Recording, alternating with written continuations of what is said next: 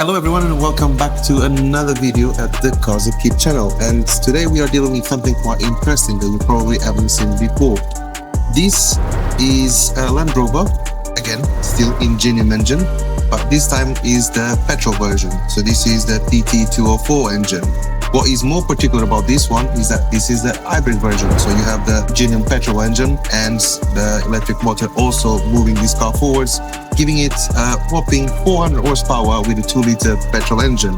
Now, the problem with this one is that the customer is complaining about a rattling sound coming from the engine. So we have to confirm that first. So let's give it a couple of revs.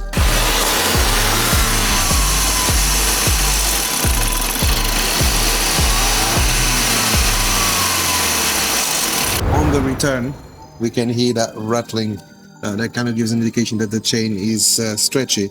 So even that this is a petrol version, it's still an Ingenium. So, you know, the problem is the same. So let's get started stripping and working on this vehicle and show the way how we get on.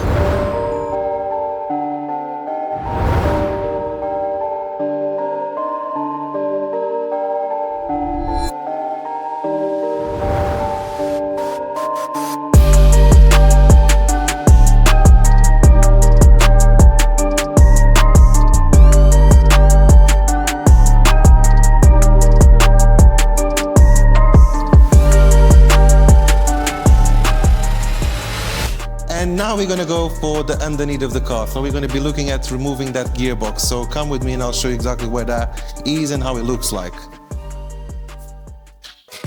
So here underneath the car now, you can see we already started stripping some stuff. And this is pretty much what you have on this car. So electric motor sitting there, transmission sitting right here in the middle, and then you have the transfer box. That transfer box is going to transfer the power to the back wheels through the prop shaft and to the front wheels through another prop shaft right here. Now, to get to that chain, which is just down there, we need to remove all that assembly. So that whole thing needs to be removed. For that, we need to get water pipes out, all the high voltage power stuff out, and pretty much everything. In terms of high voltage system, what we have here is the motor is getting fed through this cable here from the inverter, and then all the other stuff is coming from the power distribution box here, going to AC compressors, heaters, all sorts of things that need high voltage. That's coming from this high voltage here. So we need to address that, and we need to remove this gearbox, and I'll be able to show you a lot more of the stuff, but we will have to figure out where that oil leak is coming from. That's just normal. That's Ingenium being Ingenium. We are used to it. And also at the front of the engine, there is another slight leak. So we do have to look into that and figure out what's going on. But apart from that, it's just about taking the gearbox out now. So let's get at it. Let's have a look at this timing chain, because this is something that, you know, when you're buying a car of this sort of money, it is insane that you have to be worried about your timing chain. So let's see if I can get you there to have a look. Okay, so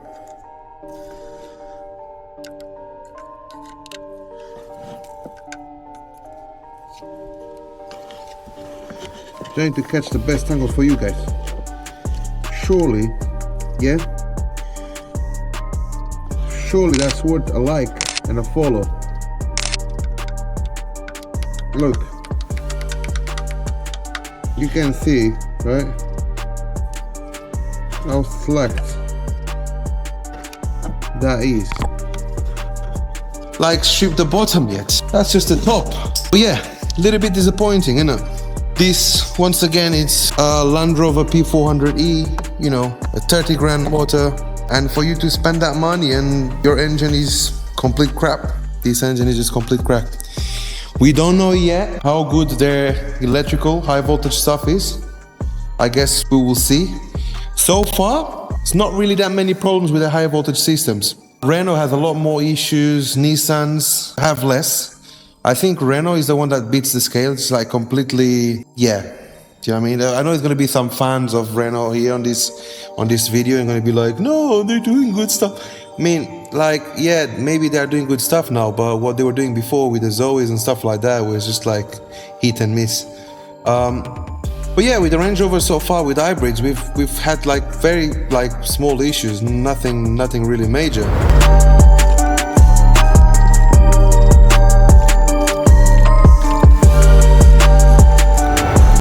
And now that we had the timing chain show up, we're going to be able to back. So let's have a quick look here at the new parts. Top camshaft chain, the bottom crankshaft to middle gear chain, tensioner, up, down, guides.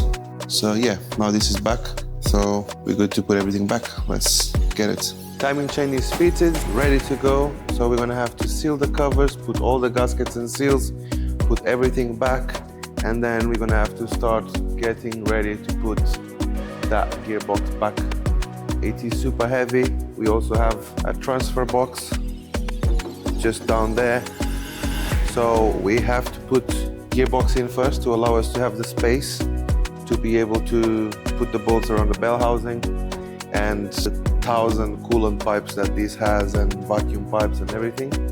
So once we connect all of that, we'll be able to just put the transfer box after, connect shafts, and we pretty much 90% there. Then it's just going on the top and finishing with all the covers and all the things on there. We're gonna have to put all the hybrid system back together, reinstate the high voltage system on the car, and then for the first time after changing the timing chain started. What's the game plan now? Covers and seals, like I said, gearbox, transfer box, reinstate the high voltage system. So you will see that just now on the video. I don't know exactly how, but let's see. Let's show you now quickly how that timing chain kit is. So there you go. It's coming with the chain, tensioners, the tension on the top, the chain on the top. Timing tool is put in. On the timing tool kit, the timing tool kit for the petrol is fitted there already, but pretty much that is the same as the diesel. And this is the tools that you're left with. This is for the diesel car engine, 2-liter Ingenium. That is also the same as this.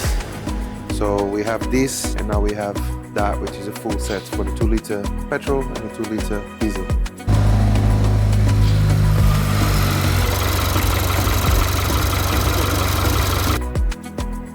And this is it. The car is up and running. We've done timing chain on it.